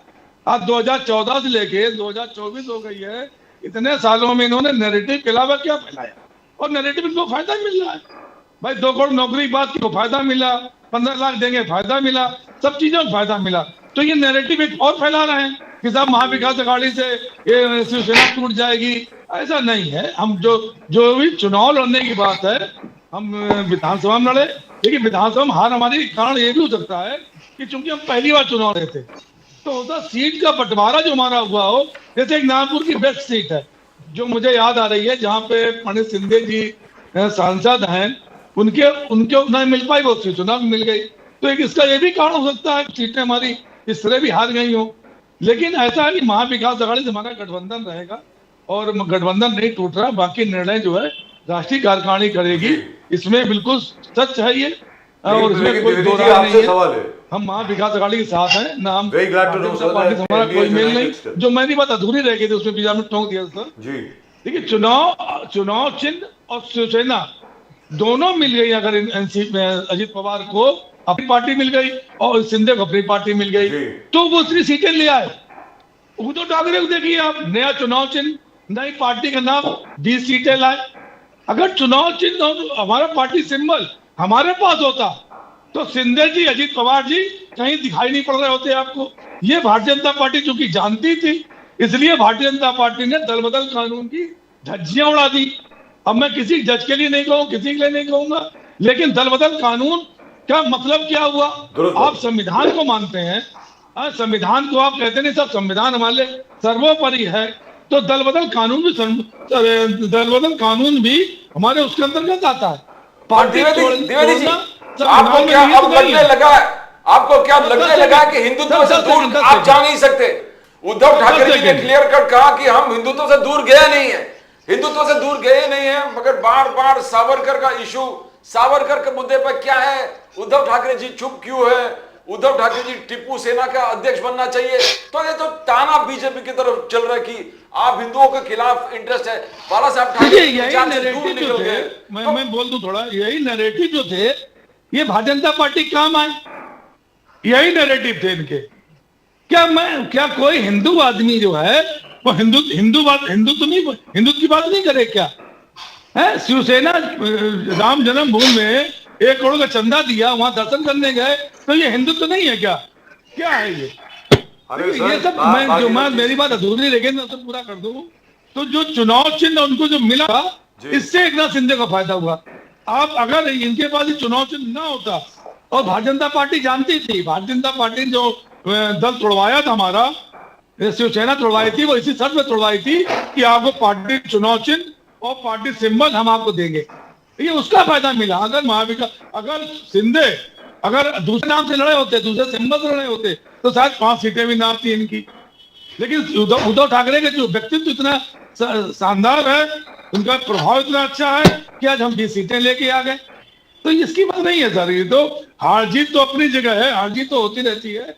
हार जीत से शिवसैनिक कभी डगमगाता नहीं है और ना हार जीत से कभी घबराता है। हम लोग पूरे देश में प्रचार प्रसार कर रहे हैं, तो घबरा के प्रचार प्रसार नहीं कर रहे हैं।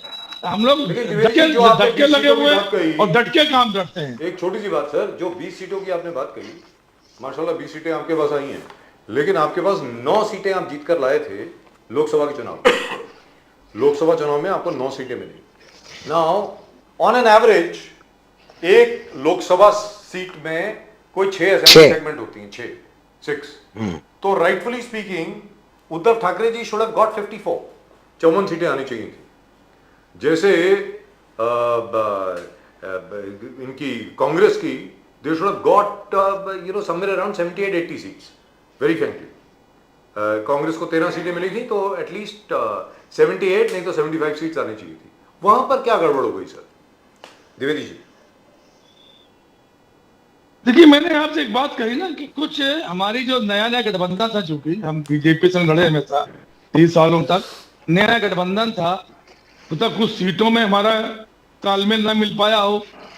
कुछ इन्होंने जो नैरेटिव फैलाए, जो देश की जनता समझने लगी, महाविकास अघाड़ी सरकार थी, जिन पे भ्रष्टाचार का ये आरोप लगाते थे, उन्हीं को इन्होंने शामिल कर लिया था। तो जो केस, जैसे अजीत दादा पवार केस खत्म हो गए, अरे साहब उनके पास केस था नहीं, वो केस खत्म हो गए। जिन के आरोप लगाए उन सबको अपने अंदर ले लिया। तो ये जनता समझ नहीं पा रही थी कि हमें क्या करना चाहिए।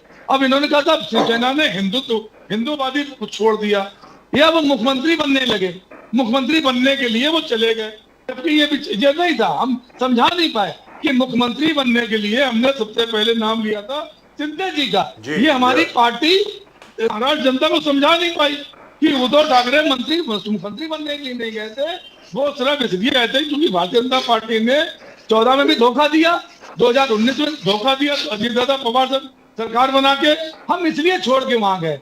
तो इसका भी कुछ असर हो सकता है। कुछ हमारे जो एक मैं मानता हूं कि उद्धव ठाकरे जी को, जो मेरी शुरू से एक मेरा था, मैंने हर डिबेट में भी अपने कहा, उद्धव ठाकरे को मुख्यमंत्री घोषित न करना एक थोड़ा मेरे लिए, मैं समझता हूँ एक इसका भी असर पड़। अगर उद्धव ठाकरे को मुख्यमंत्री घोषित कर दिया होता तो शायद रिजल्ट कुछ और आ सकता था। दोनों साहब, एक देवेंद्र फडणवीस ने क्लियर कट कहा, एक है तो सेफ है, यह महाराष्ट्र का मूल मंत्र है, इसे महाराष्ट्र मूल मिस हट नहीं सकता, दिस इज द मूल मंत्र ऑफ महाराष्ट्र। और बट उन्होंने यह भी कहा, जहां वोट जिहाद होगा वहां धर्म युद्ध होगा, और मैं मुसलमान के खिलाफ ना पहले था, ना अब है, ना कल भी रहूंगा। तो ये क्या स्टेटमेंट है? आपको लग रहा है कंफ्यूजिंग स्टेटमेंट है फडणवीस जी का? नहीं, ऐसा है, वो देखिए लोकसभा में हारने के बाद उन्होंने देखा है कि महाराष्ट्र में क्या चलेगा। उन्होंने लाडली बहना का लाया और उन्होंने हिंदू लोगों में ऐसा दिखाने की कोशिश की है कि मुस्लिम लोग ज्यादा वोटिंग को जा रहे हैं और ये सब महाविकास आघाड़ी को दे रहे हैं। और उसमें मौलाना सज्जाद नोमानी साहब ने भी जो फतवा निकाला, हालांकि वो जरूरत नहीं थी, ना महाविकास आघाड़ी के किसी पार्टी ने उनको समर्थन मांगा था और उन्होंने खुद ही होके डिक्लेयर किया, उसका भी फर्क पड़ा है। वो मुद्दे को इन्होंने भुनाया भारतीय जनता पार्टी ने, और ये एंटी मुस्लिम का उन्होंने किया है। हालांकि अरविंद केजरीवाल ने जैसा बोला था इलेक्शन के वक्त, जैसा वो इमाम बुखारी ने सपोर्ट डिक्लेयर कर दिया था, वो भी बीजेपी के कहने पे किया था उन्होंने, इमाम बुखारी साहब ने। तो अरविंद केजरीवाल ने डायरेक्ट नहीं बोल दिया कि मुझे आपकी सपोर्ट की जरूरत नहीं है। वैसा ही इस बार भी किसी ने बोलना चाहिए था महाविकास आघाड़ी की तरफ से कि भाई हमने आपको सपोर्ट मांगा नहीं, आप लोगों पे तय छोड़ दो किसको वोट करना है। लेकिन बीजेपी ने मुद्दा बनाया। चलते सर, ये भी हुआ। अभी तो अलग अलग बात होगी और कांग्रेस के ऊपर तो वो काफी लंबी बात हो सकती है, क्योंकि यहां से जो खबर आ रही है वो ये है, I don't know whether you would like to comment on this, but it will have to be a very quick comment sir, because we are running out of time. Dhone साहब, हाँ। अभी तक MPCC महाराष्ट्र प्रदेश कांग्रेस कमेटी की meeting नहीं हुई है to analyse the results.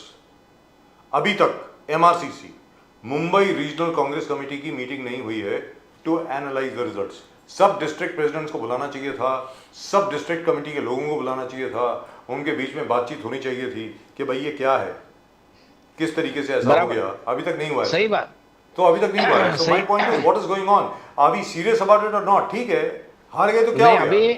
Sir BJP 2 seat, sir BJP 2 seat लेकर आई थी 1994 में। नहीं जय बराबर है। अभी 17 तारीख को एमएलए की बैठक ले रहे हैं नागपुर में। हमारे प्रभारी इंचार्ज जो है रमेश चन्नीताला साहब नागपुर में आ रहे हैं। हाँ, अधिवेशन भी चल रहा 16 से, तो वहां पे शुरुआत होगी पहले एमएलए से, और जो हारे हुए कैंडिडेट है उनसे पहले चर्चा करने वाले हैं, और उसके बाद में जिलाध्यक्ष के साथ होंगे। लेकिन ये होगा, अभी धीरे धीरे होगा, क्योंकि बहुत बाकी जो बातें चल रही थी। लेकिन ये कॉर्पोरेशन इलेक्शन कभी भी हो सकते हैं, ये जरूरी है। मगर पार्टी फूटने से बचाइए धोनी साहब। चर्चा है कि बहुत सारे आपके एमपीस और एमएलए उस तरफ कूदने वाले हैं। कितने सच्चाई है जिसमें प्रमुख नाम विजय विदेटीवार जी का भी आ रहा है? नहीं ऐसा कुछ नहीं होगा, ऐसा नहीं होगा। देखिए जो इस बार आए हैं, अभी समझो बीजेपी की लहर थी, लाडली बहना की बहन थी, इसके बावजूद भी जो लोग शिवसेना से जीते, कांग्रेस से जीते, इसका मतलब वहां के वोटर एंटी बीजेपी वोटर है। तो मुझे नहीं लगता कि कोई जो शिवसेना का या कांग्रेस का या शरद पवार साहब का जो है कोई एमएलए टूटेगा भाजपा के साथ जाएंगे, क्योंकि उनके मतदार संघ की पोजीशन ही ऐसी है कि वो एंटी बीजेपी वोटर वाला मतदार संघ है। तो मुझे नहीं लगता कोई रिस्क लेगा इस बात का। लेकिन डॉक्टर ढोने एक चीज तो है, जहां तक उद्धव ठाकरे जी की शिवसेना का प्रश्न है, उनका वोट शेयर इतना नहीं गिरा है। 12.5% मिले एकनाथ शिंदे जी को, तकरीबन 10% मिले हैं उद्धव ठाकरे जी को। वोट शेयर की बात कर रहा हूं। आपका वोट शेयर बहुत ट्रबलिंग है सर। 26.5% मिले हैं बीजेपी को, आपको सिर्फ 12.5% मिले हैं। तो you really have to look at what went wrong, क्या हुआ क्या, ये आपको बहुत ध्यान से देखना है। क्योंकि जहां तक के उद्धव ठाकरे सेना का प्रश्न है, आपका कोर वोटर बेस जो है, कोर जो शिवसैनिक है, वो अभी भी उद्धव जी के साथ है। उसमें कोई ज्यादा फर्क आया नहीं है। सीटों का फर्क आया होगा, लेकिन ज्यादा कोई फर्क नहीं आया। वहां पर बड़े आराम से एक बार फिर उद्धव जी रेजरेक्ट करके पार्टी को एक बार फिर पुनर्जीवित कर सकते हैं बड़े आराम से। लेकिन जहां तक कांग्रेस का प्रश्न है सर, कांग्रेस को मुझे ऐसा लगता है जरा और प्रोएक्टिव होना पड़ेगा। I think you will agree with me. हाँ यस बराबर है, नहीं है होगा उसमें। हम भी खुद भी उसमें दे रहे सजेशन जी। हम भी नेताओं को मिलेंगे और बोलेंगे कि भाई क्या हुआ था जरा। तो हम भी बहुत पढ़ाई कर रहे हैं, जो भी अखबारों में आ रहा है, बीजेपी वालों की तरफ से विरोध में भी जो आ रहा, सब पढ़ाई कर रहे हैं क्या हो रहा, लोगों से भी बात कर रहे हैं कि क्या गलती हुई थी।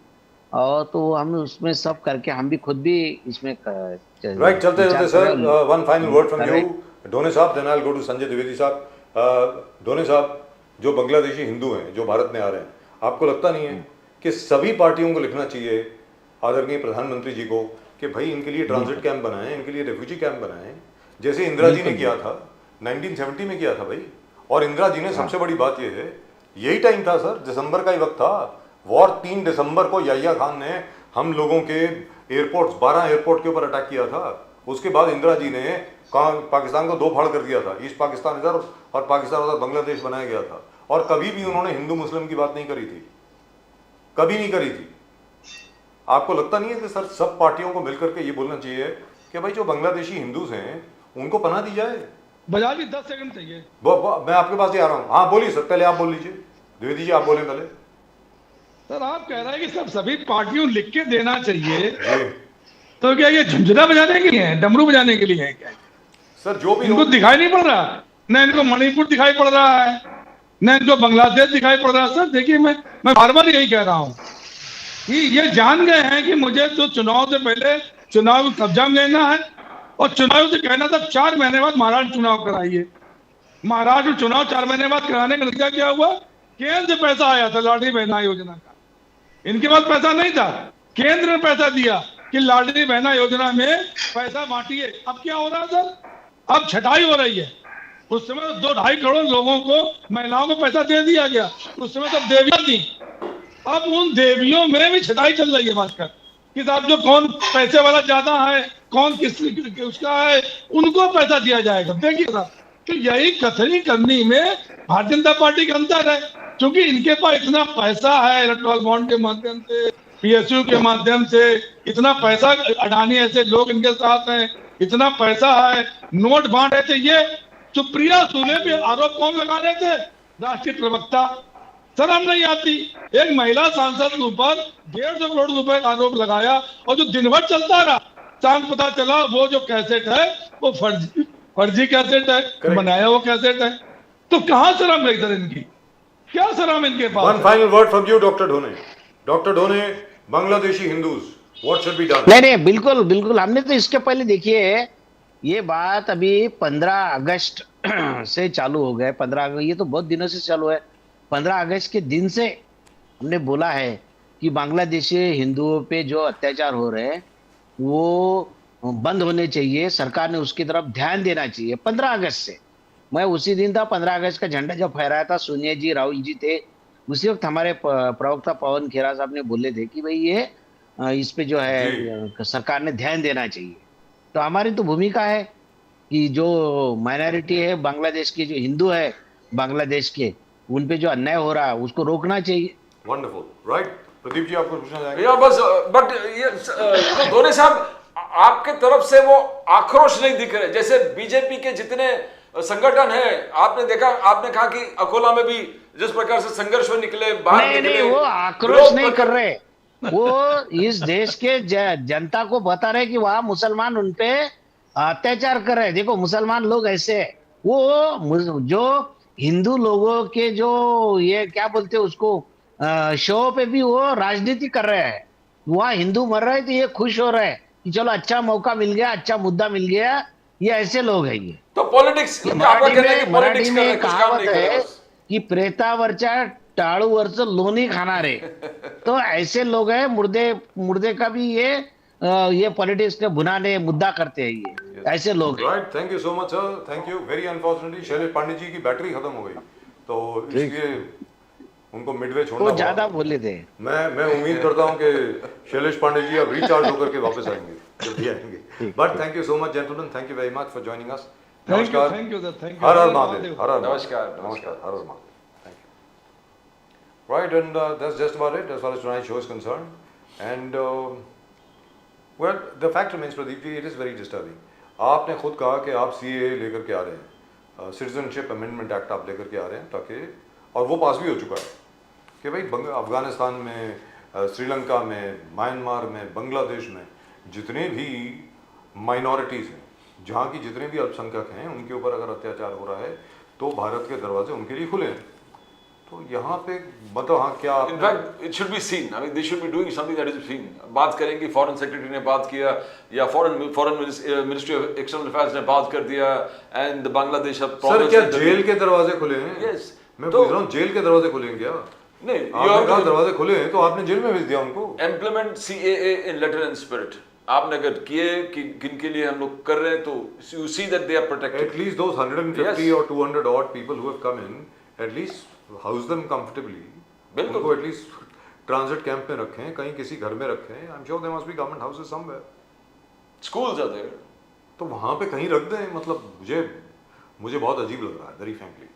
और अगर आप ये कह रहे हैं कि आप ये ऐसा नहीं कर रहे, देन तो फिर वो PTI की खबर जो है, और वो स्वराज्य magazine by the way which is completely and totally pro BJP, yes yes, उसमें आई ये खबर ये कि भाई आपने 150 बांग्लादेशी हिंदुओं को आपने जेल में डाल दिया है।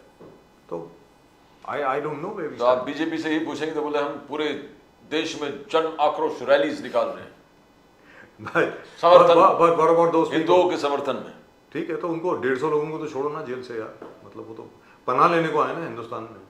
And congratulations to Priyanka Gandhi for a wonderful speech in parliament today, and from whatever I can see she is got a great future. She is the future of the Congress. She looks very serious and she looks very confident when she speaks. That's right. And very convincing. And people relate to her. सबसे बड़ी बात है, लोगों का एकदम connection बन जाता है जब प्रियंका गांधी जी बोलती हैं, सब लोग सुनते हैं, which I think is fantastic. Well, that's just about it in tonight's show. आज के शो में सिर्फ इतना ही। आप चैनल को सब्सक्राइब जरूर करें अगर अभी तक नहीं किया। प्लीज सब्सक्राइब टू चैनल, वो घंटी बज गई है, और कमेंट भी भेजें। और भाई मैंने बोला था कलरफुल कमेंट में किसी ने गालियाँ वालियाँ लिख करके भेजी हैं हमको, तो वो ज़रा मैं पढ़ नहीं सकता हूँ, लेकिन बहुत बहुत शुक्रिया आपका कि आपने भेजी है। मतलब बहुत ही नॉन वेजिटेरियन चीज़ आपने भेजी है यहाँ पे शो के बारे में ही। और लेकिन फिर भी आपने शो को देखा और आपने अपना सजेशन दिया, इसके लिए बहुत बहुत धन्यवाद।